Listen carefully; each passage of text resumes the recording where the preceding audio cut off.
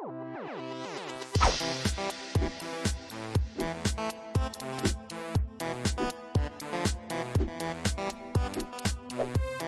guys, welcome to another Quicksave Review with me, RC. Quicksave Review, if you haven't seen it before, is basically a Let's Play mixed with a review with a game that I'm currently playing. And I am currently playing Ego Protocol Remastered on the Switch.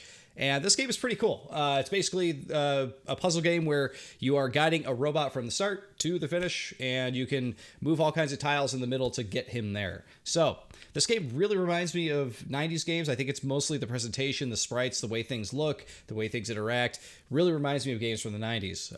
We'll get into more about that in just a second here. But you could see that on the left side of the screen, that basically never changes. And the right side of the screen basically never changes. The three columns in the middle are what changes, and you have complete control over that. So over on the left side, you're going to see that's where your robot starting point is always going to be. And, we should probably put on this fat baseline here before we get started here. And your controls, context-sensitive controls are always going to be over there. On the other side, I'll turn my webcam off for just a second so you can see.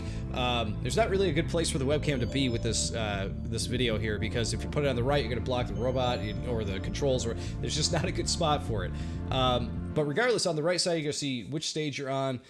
Your par time, which is to say that's how long it should take you to get through this level.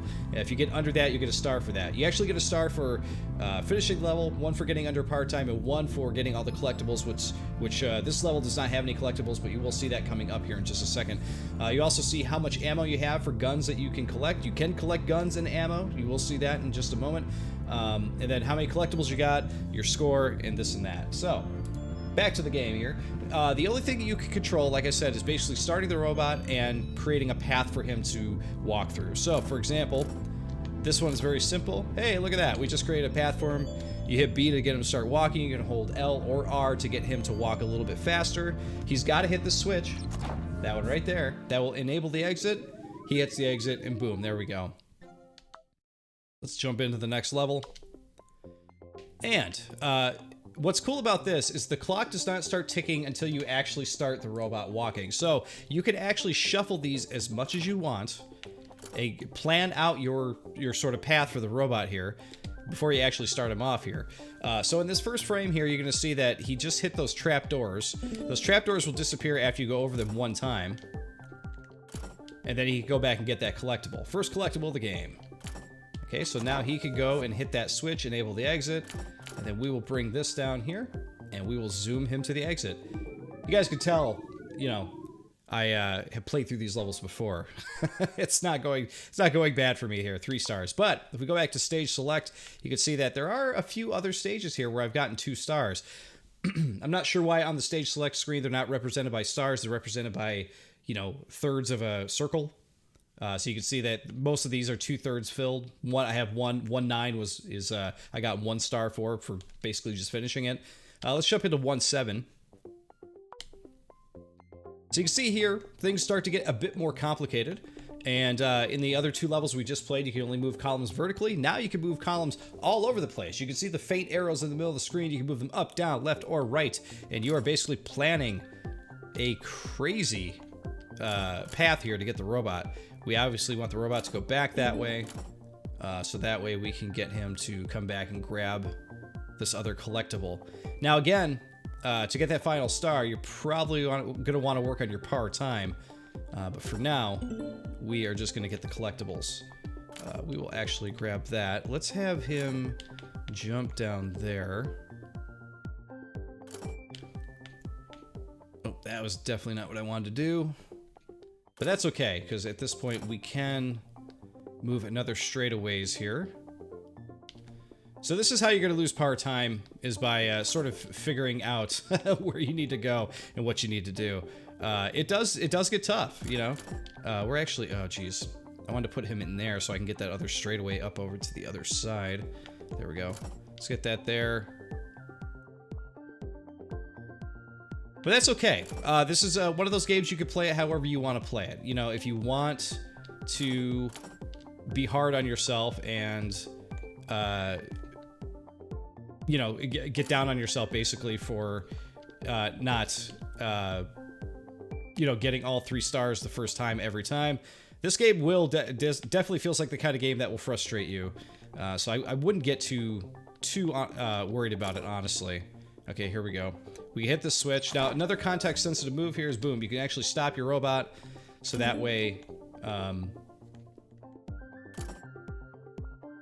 do we got here? Let's get that one, it's safer. You can stop your robot, so that way he doesn't get hit by the moving beam that thing is shooting out. And then, of course, there are guns, too, which we'll see in just a second here.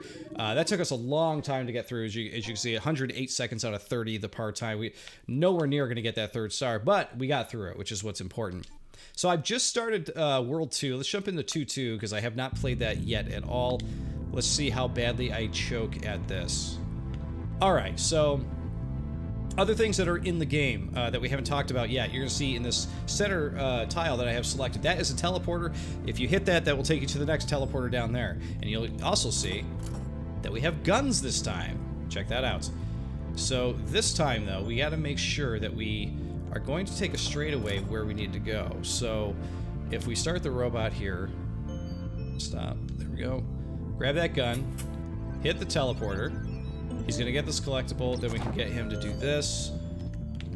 We're going to shift that up there once he goes back to the teleporter. Here we go, here's a shot. Boom. Very much a, very much feels like a 90s game to me with those effects and everything like that. I think it's very, very funny, but also very cool. All right, another thing you can grab this right here. What this will do is slow down time. Hit the teleporter again. Let's get our other gun so we can kill that other robot. If that is indeed something we can do here. I feel like we're only going to be able to hit that teleporter every single time. Oh, here we go. So we got to hit it here. And then once we get over here, boom, shoot him again. Great cheesy 90s style graphics. Gotta love it. And we hit the exit. So I believe we've gotten all the collectibles. We finished, so we should get 2 stars here, but we will not get a 3rd. Let's check out one more level here, because I think you guys kind of get what you're getting into. This seems like the kind of game that once you see it, you're going to know whether this is a game for you or not. You know what I mean? Let's see if we can even get past this one. This one looks pretty daunting, to be honest. All right, so that's going to take me there. I'll have a gun, so I can take him out. I won't be anywhere near there. So, okay, so we need to do that. Let's go ahead and start it up. Got our gun. All right, one of the other context-sensitive things you could do is jump. Look at that. Robot's got ups, right? Let's grab our other... Oop, not what I meant to do. There we go. We can only move things up and down. So you'll see we cannot move that one up and down while he's in it. So if we want to... Oh! That is death. I have not done that before. Man. Alright, let's try this one more time here. See if we can get through. That takes us down. That'll take us to the teleporter to get to that. Alright, let's try giving this a shot. Because why not? Walk fast, robot. Walk fast. So, my complaints with this game are very minimal, but they do exist. I would say that my biggest pet peeve with this game was the fact that basically the tutorial is a little... I don't know how you want to put it, but it's a little annoying to try to understand and get through. They set it up in this like separate area of the game, you know, oh, tutorial right here, but there's like basically 10 lessons you have to go through, where I really feel like those 10 lessons or 9 lessons, however many are in there, could have honestly just been their own world that you put the robot in. I didn't really quite get why we had to do it the way it was set up. It didn't really make much sense to me. Let's grab the time thing. We never did grab the gun, did we? Let's grab the gun. Okay. Oh yeah, and he can't actually jump over that. Alright, get him over there. The game is already asking me if I want to restart. Like, no, I don't want to restart. I'm doing fine. Okay, we can shoot him. Oh, we're gonna die again. Wasn't even thinking about it. But yeah, I'm not going to take another spin at this here, guys. I think you kind of get the point of this game. I can definitely tell it's one of those games that is going to get tough as you go. I believe there are 60 levels in this, so if this looks like a puzzle game that is going to appeal to you, I believe it's currently on sale on Switch for like $2.50. Normally a $5 game, but if this seems like the kind of puzzle game that would appeal to you, I say go for it, because looks like it's going to offer a lot of challenge. It offers a somewhat unique take on the puzzle genre. I'm never the biggest fan of games that completely take the control of the character away from you, but there is a genre of that style game, especially in puzzle games, where the whole idea is basically you're programming something and then watching it play out, and then you can kind of mess with it a little bit as it goes. There's a few puzzle games like that, and normally I'm not into that kind of genre, but this seems to work this way. It definitely works. But yeah, I wish the tutorial was built as its own separate world. As you can see, there's actually many more than I thought there were. So you got 1, 2, 3, 4, 5. So you got 12 different tutorials here that you have to go through first. So I wish that was its own world there.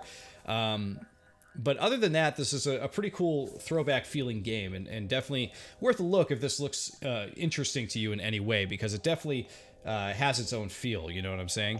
I'm sure other games like this, have come out and everything like that. I can't think of any off the top of my head. There was a puzzle game that came out I think it was the beginning of last year on the Switch that I did a review for. Name is escaping me right now, but it was actually one I really liked, but it was similar, where you put blocks and shapes in places, and then you have to hit the button and let the kid kind of run with his shadow to get to the exit. It was basically, it actually is a lot like this game, except you're putting blocks in place and you can't edit it while it's running. But I cannot remember the name of it off the top of my head. That was very good. But regardless, Ego Protocol Remastered seems pretty cool for a $5 game. Recommend checking it out if you're into this style of puzzle game. And of course, I'll see you all next time on the next Quicksave Review. See you then, guys.